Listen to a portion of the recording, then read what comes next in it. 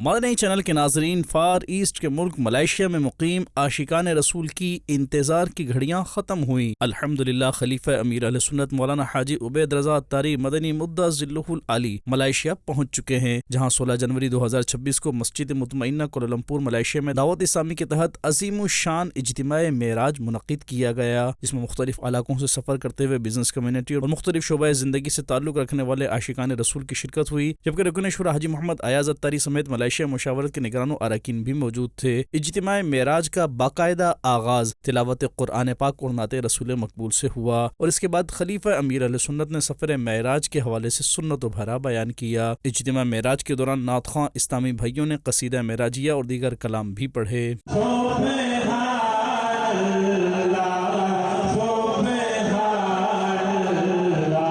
جبکہ اختتام پر صلاۃ و سلام بھی پڑھا گیا۔